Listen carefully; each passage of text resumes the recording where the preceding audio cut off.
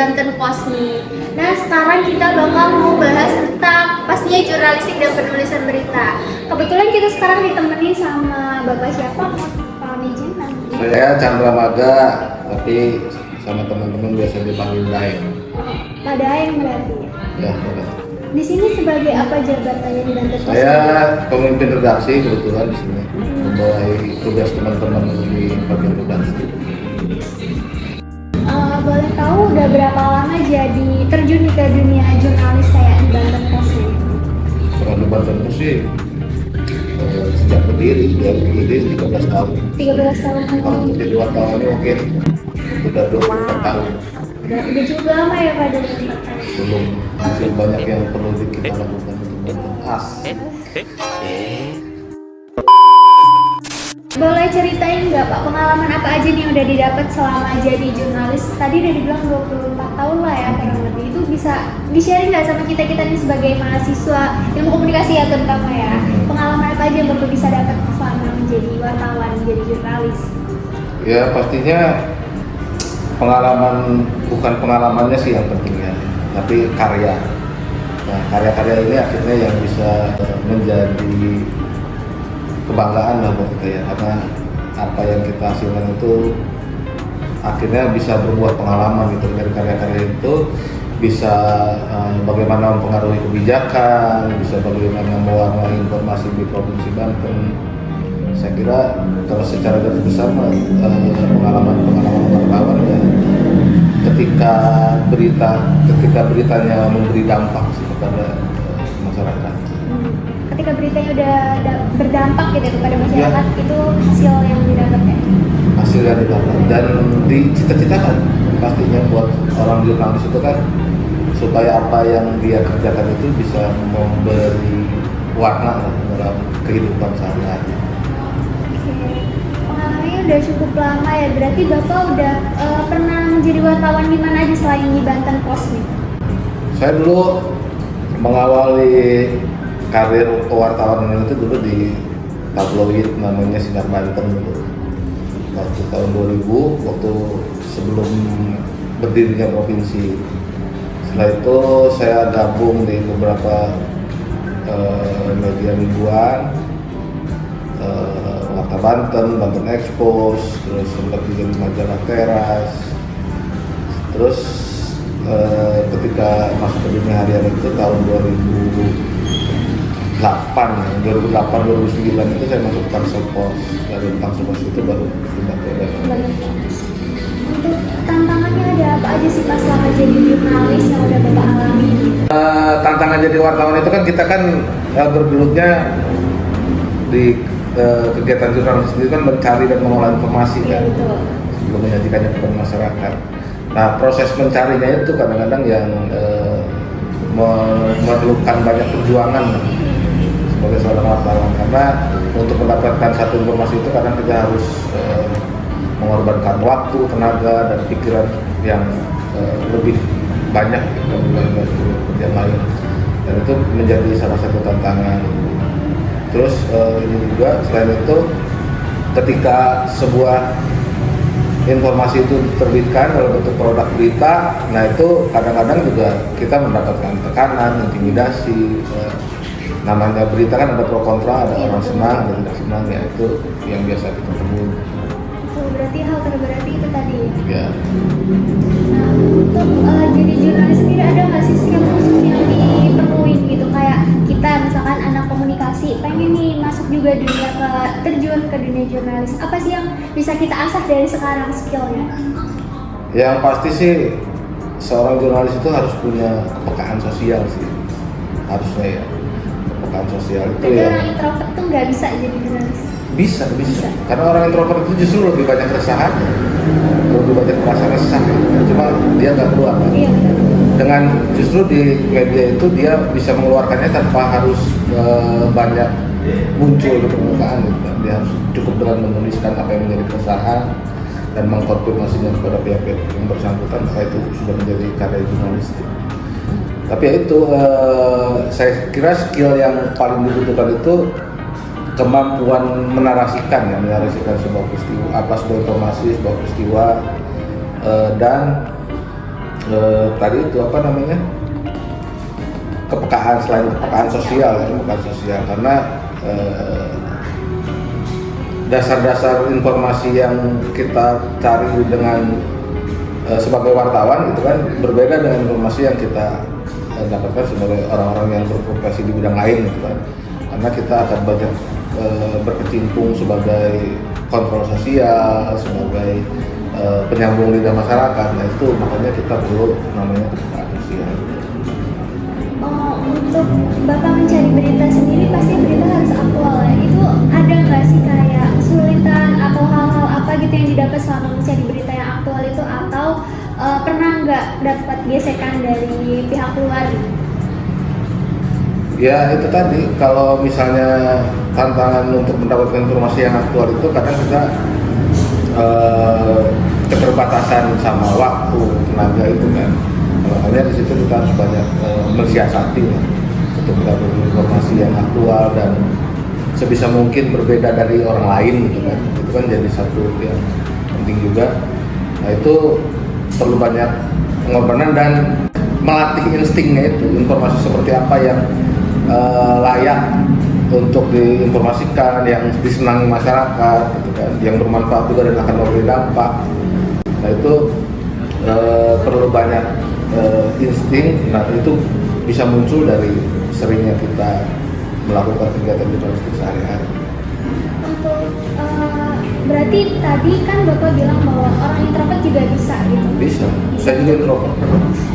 Untuk jadi wartawan tuh bukan harus yang ekstrovert aja. Ya. Tapi kita juga sebagai jurnalis awam nih pasti bingung untuk mencari ciri khas kita sendiri. Tadi udah dibilang kan sama Bapak sendiri bahwa kita harus punya yang beda dari yang lain. Ya, untuk mengembangkan ciri khas kita sendiri gitu, pasti kita krisis identitas nih. Gimana sih cari ciri khas kita sendiri itu, gimana cara membangun?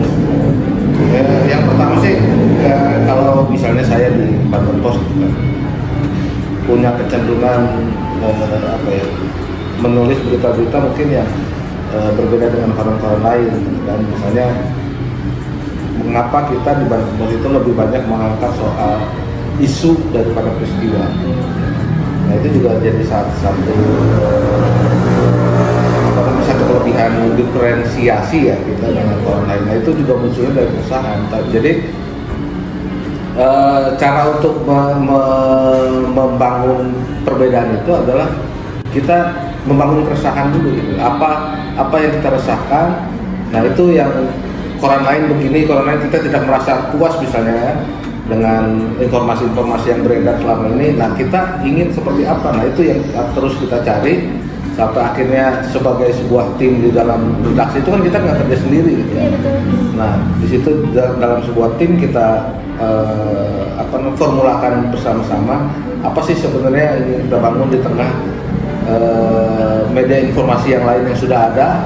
Nah apa yang kita bangun keresahannya itu biasanya koran A terlalu begini, koran B kurang begini. Nah itu kita satukan menjadi satu formula yang akhirnya menjadi Banten Pos yang berbeda dengan yang lain gitu.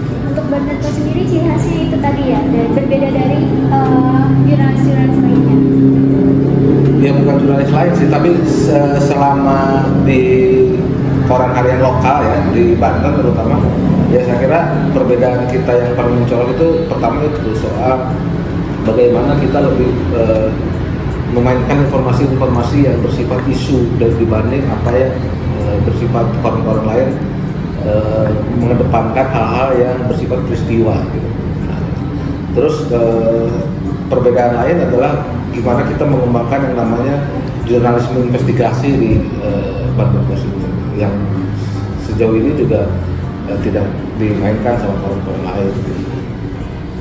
Boleh sedikit sharing nggak Pak? Kebetulan kita juga sempat untuk membuat berita gitu kan, dan tugas membuat berita. Nah kita nih kebingungan, mau buat berita apa lagi ya? Itu untuk mencari ide-ide membangun berita itu sendiri, menurut Bapak hal apa sih yang harus dipersiapkan?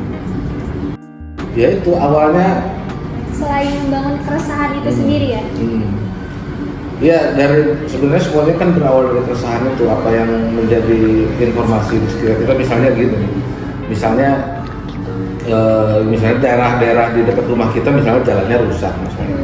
Nah, ketika kita tidak menjadikan itu keresahan, maka itu tidak akan menjadi informasi penting buat kita.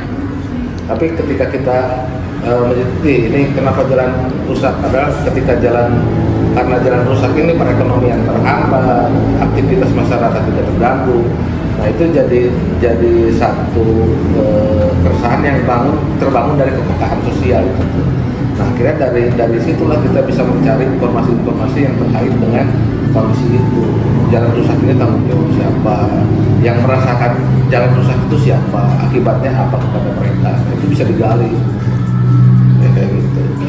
Untuk penulisan beritanya sendiri tuh, cara mengatasi agar berita itu nggak bias itu gimana sih tekniknya? Karena mungkin bisa di-sharing sama teman-teman semua, kan nanti kita juga bakal sharing banyak nih sama teman-teman yang lain juga. Mungkin Bapak bisa kasih ini inspirasinya atau gitu?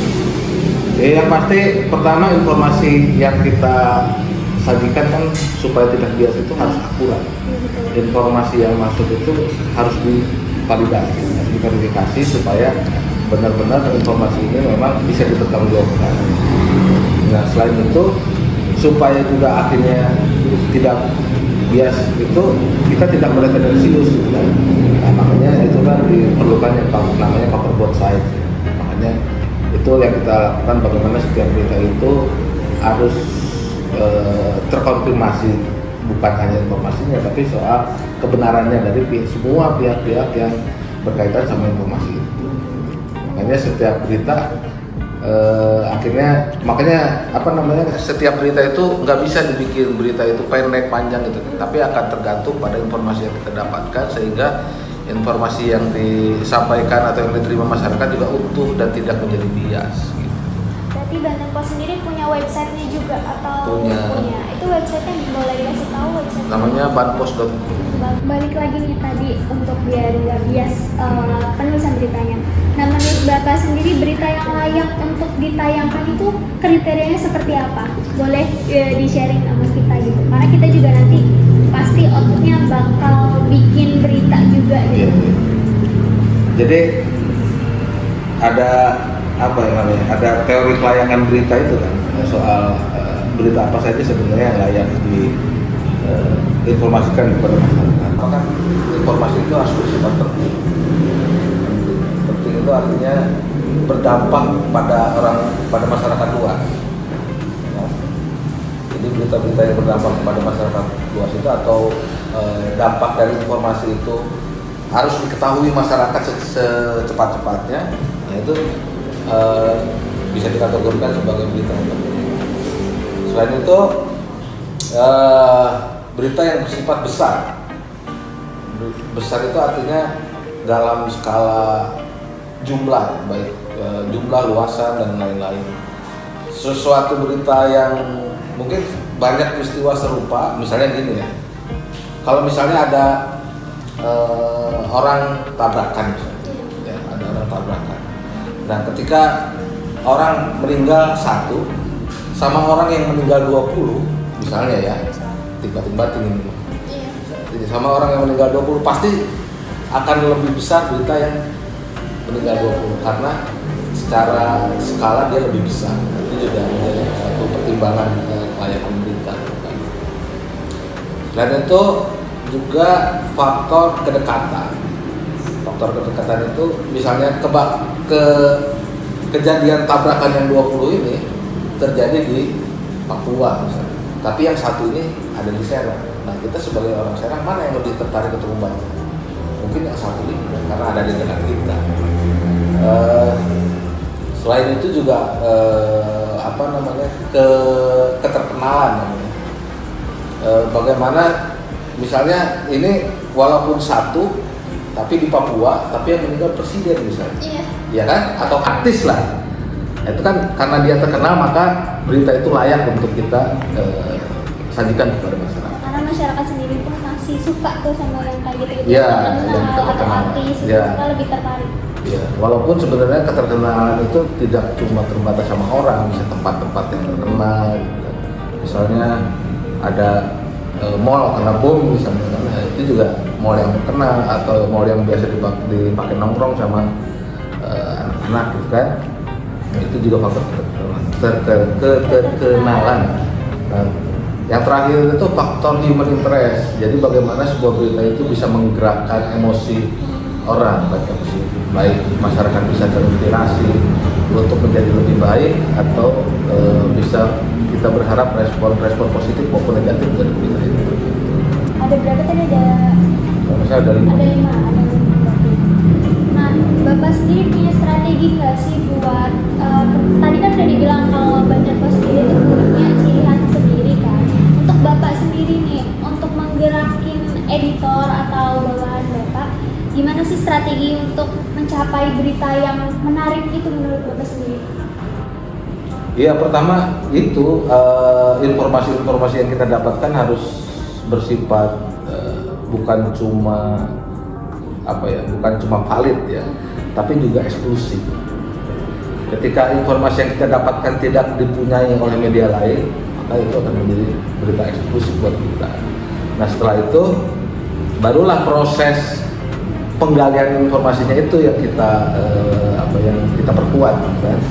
Informasi dasar yang kita pegang ini harus diperkuat sama data-data dan informasi lain. Nah, setelah itu baru terkonfirmasi dari orang-orang yang berkompeten. Nah, setelah itu barulah dari orang bukan cuma berkompeten tapi juga berkesangkutan sama informasi itu. Nah, akhirnya itulah berita-berita yang kita sajikan itu bersifat menyeluruh. Jadi nggak informasi sepotong-sepotong yang akhirnya juga membuat orang yang membaca itu bukan cuma mendapatkan informasi tapi juga memahami informasi. Memahami informasi Iya. juga. Betul. Untuk informasi, gimana sih cara Bapak untuk mencari informasi yang akurat? Kan kadang kita juga masih kebingungan untuk cari informasi yang akurat, informasi yang valid lah gitu. Itu gimana caranya? Ya, setiap informasi kan berkaitan dengan orang-orang, instansi, lembaga dan lain-lain. Nah, akurasi data itu akan akan semakin akurat ketika terkonfirmasi melalui pihak-pihak tadi, gitu kan, baik secara perseorangan atau kelembagaan atau di institusi-institusi tadi. Nah, semakin akurat data yang kita sajikan, gitu kan. Nah, si orang-orang yang itu juga akan akan sulit untuk membantah gitu ketika akurasinya. Nah, caranya adalah sebisa mungkin data-data yang kita dapatkan itu bersumber dari dari orang-orang yang berada di lingkaran itu, yang tadi di perseorangan itu. Nah, informasi yang dari situ tentunya bisa dipertanggungjawabkan karena itu adalah informasi yang sebenarnya bersifat kelembagaan atau perkumpulan dan lain-lain, tetapi tidak terbuka untuk publik.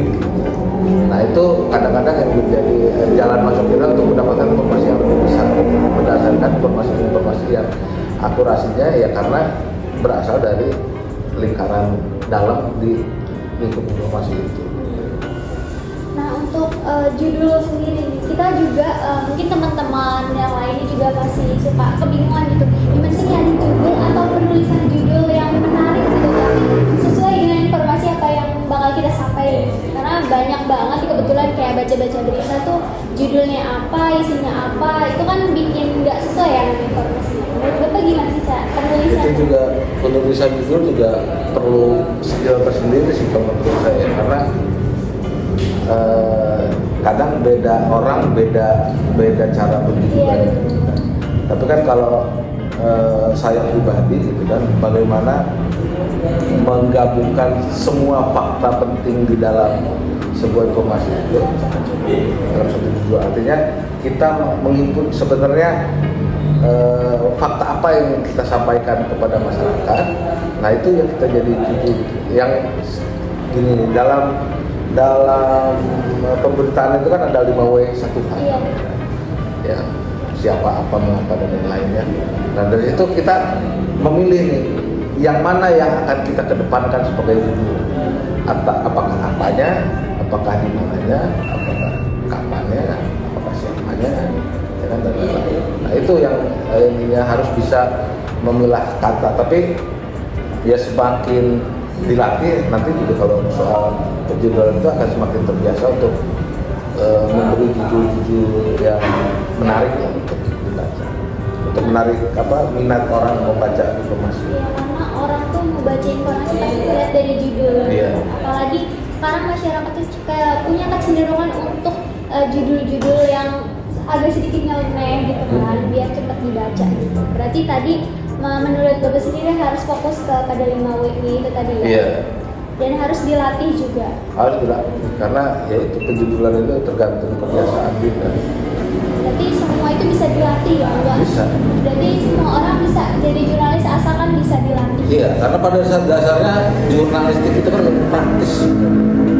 Ilmu praktis yang bisa dilatih dalam kegiatan sehari-hari, makanya banyak juga misalnya wartawan yang bukan dari jurusan komunikasi, bukan dari jurusan jurnalistik, tapi karena mereka dari zaman kuliah ikut jurnalistik kampus dan semacamnya, akhirnya ketika bekerja jadi wartawan mereka nggak sulit untuk menyesuaikan sama lingkungan kerjanya, karena pada dasarnya ilmu jurnalistik itu yaitu ilmu yang bisa dilatih karena dilakukan setiap hari.